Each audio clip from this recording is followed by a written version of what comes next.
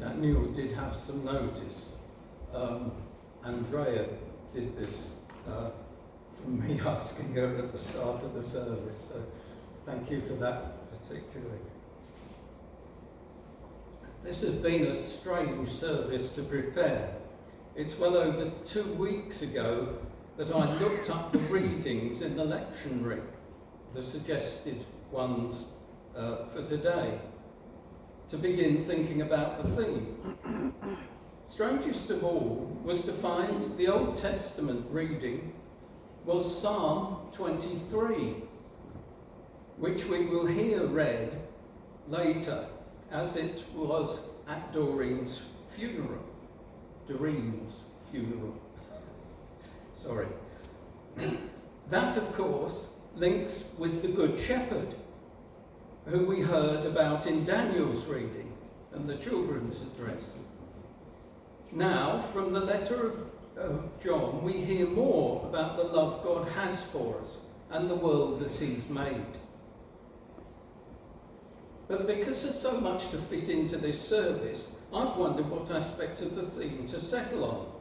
Then, on Friday, 2 days ago, Hilary mentioned her reading for that day, the 19th of April, in Jesus Calling, this book that David Hall mentioned to us a few years ago, in the period after Maeve died, and he referred to it as being such a support for her towards the end of her life. Having read the passage through, I feel that I can do no better than to read it to you now.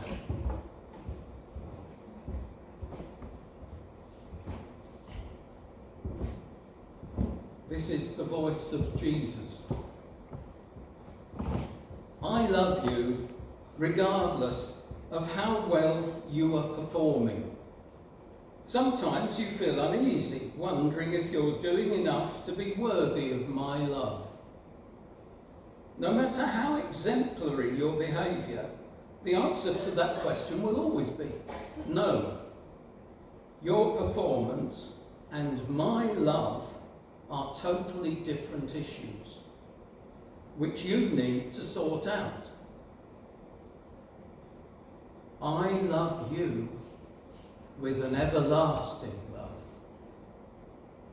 that flows out from eternity without limits or conditions. I have clothed you in my robe of righteousness, and this is an eternal transaction. Nothing and no one can reverse it.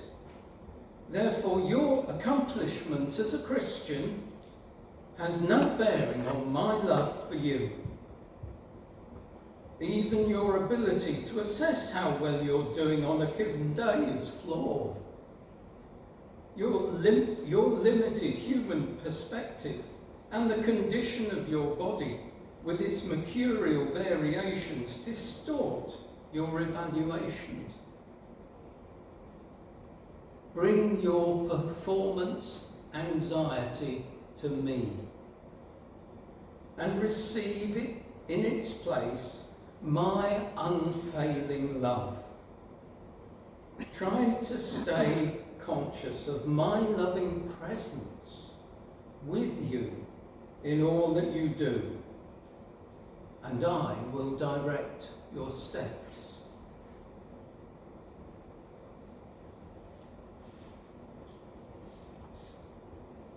It's hard for any of us to get our heads around these ideas, but it's the essence of becoming a Christian.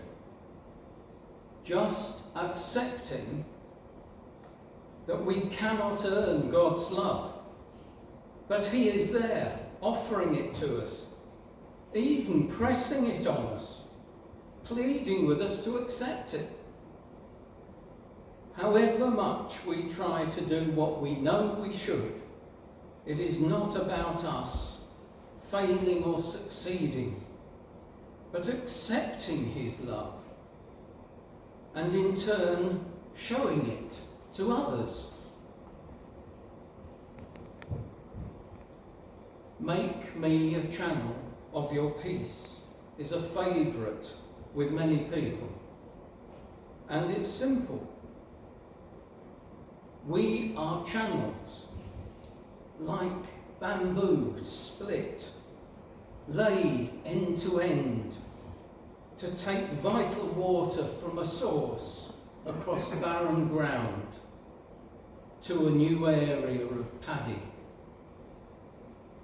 The effective Christian is one whose work is carrying the life-giving water offered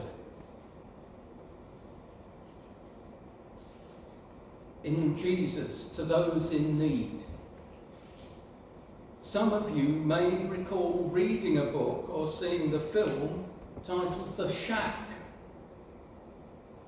In it is this passage when God is speaking to Mac. If anything matters, everything matters. Because you are important, everything you do is important. Every time you forgive, the universe changes. Every time you reach out and touch a heart or a life, the world changes. With every kindness and service, seen or unseen, my purposes are accomplished and nothing will ever be the same again. So let us all pray that our lives may be open for the Spirit to flow into the lives of others with whom we're in contact, so the love of God may nourish many we meet or speak to day by day. May he bless our lives given in his service. Amen.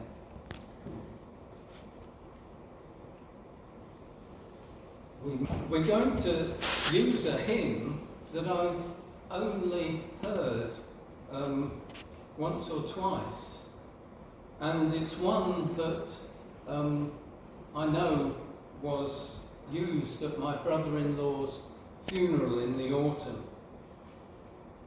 and it's one that is most likely not familiar to the congregation. I don't know whether you could do anything clever. This has just crossed my mind. If you play the first verse through and then go back to the beginning, is that possible? Technological wisdom here. Not really.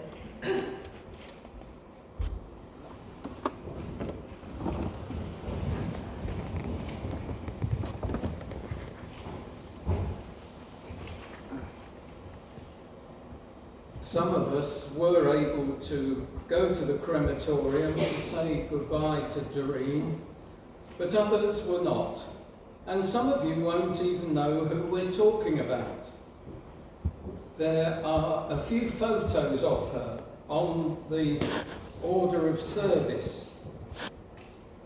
She was the elderly lady who sat in the back pew just behind where the family and friends are now,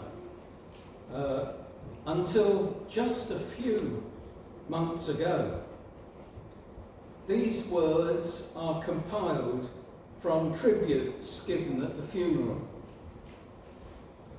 Doreen was a faithful member of our church here in Wigan for so many years, having been baptised here on December the 5th in 1948. And if you want a marker, that's 6 months before I was born.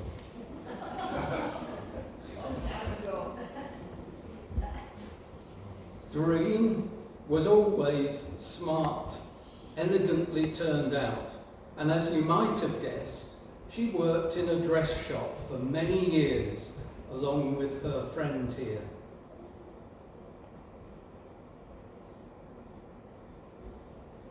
She and her husband Bernard, with close friends Joan and Cyril, all enjoyed dancing and were regulars at local venues, though that wasn't quite the area you were talking about the event. No. It was a generation before, I think. Doreen and Bernard didn't have any children, and she expressed the motherly side of her nature by becoming firm friends with her neighbours, regularly caring for the two boys, Carl, who's here today, and his brother Phil. She was auntie to them and the succeeding generations of their family. In recent years, since Bernard died, she became more active within the fellowship here. Before COVID hit, in 2020, we've been running a monthly messy church for a number of years, when families came on a Saturday morning for a time of art and craft activities, a brief time of worship on the theme of the day, and then a cooked meal. At its peak, we had around 60 people joining us, and Doreen was in the midst of this activity, proudly wearing her messy church t-shirt, running her craft store linked to the biblical theme of the day, and engaging with children many decades her junior.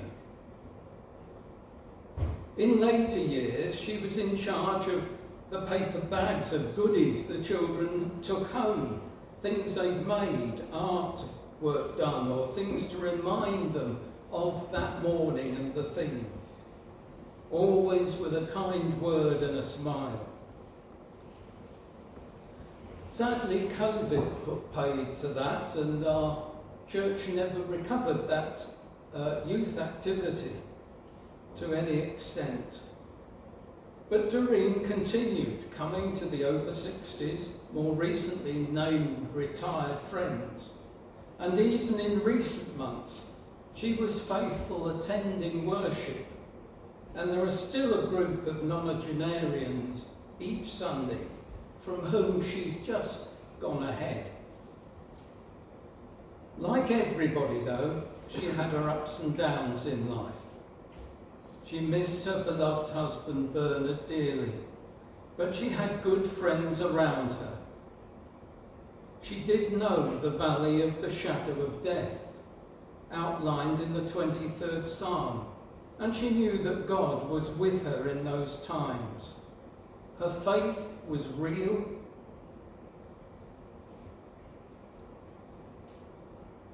and practical.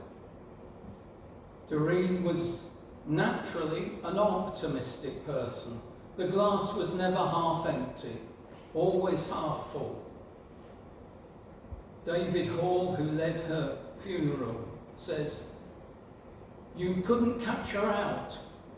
Occasionally I called on her unannounced, and she'd come to the door with a duster in her hand and an apron on. She would then apologise profusely that she wasn't looking at her best. She took off the apron, and there underneath, blue earrings, the matching blue necklace, her hair looking perfect, the dress again matching completely. The epitome of elegance."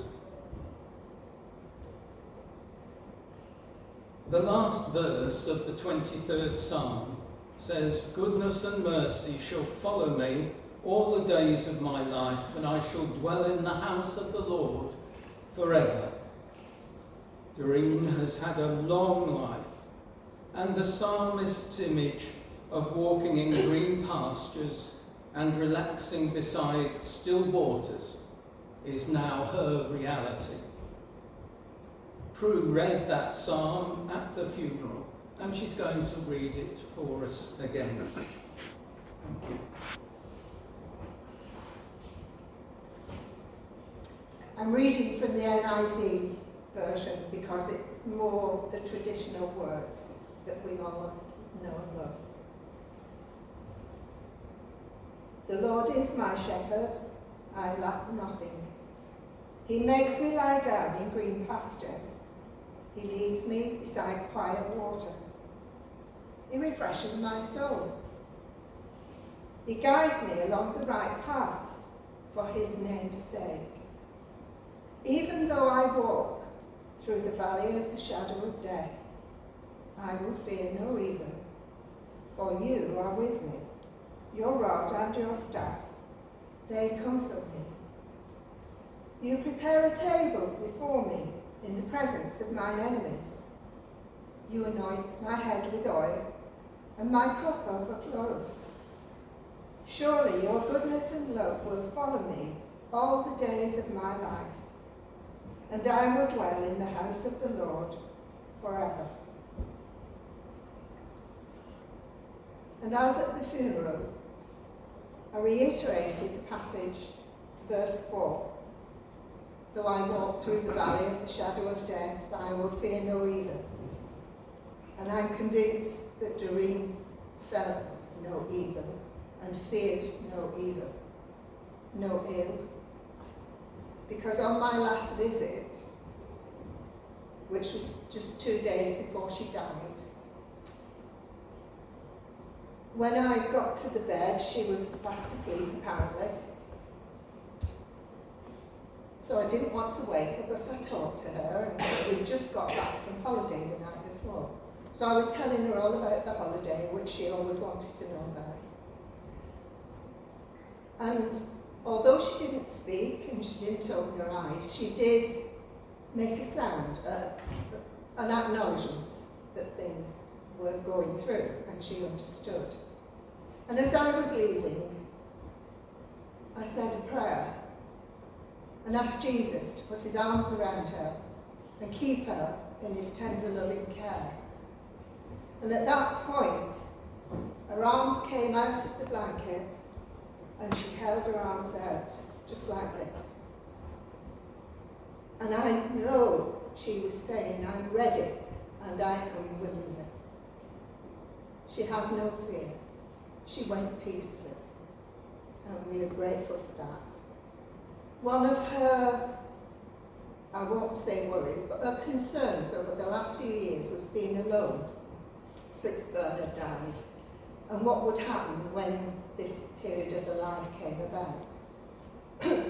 But she didn't need to worry about that, because Carl and Deborah never left her side. They were with her for hours on end, in the hospital, coming and going, taking shifts, and she wasn't alone. She was with them. And we thank you on behalf of the fellowship here for all you did for Doreen. Thank you.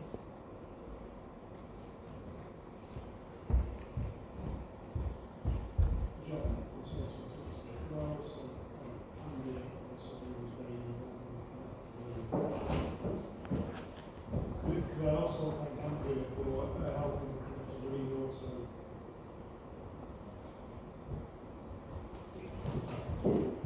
Sorry, It's okay, Prue. it's all right, my bad. When I mentioned Carl and the family, of course, Deborah was a full part of that care. Andrea. And Andrea, the next door neighbour. Yeah. They were very, very good friends, and Doreen knew that she could rely on them for all their help and attention.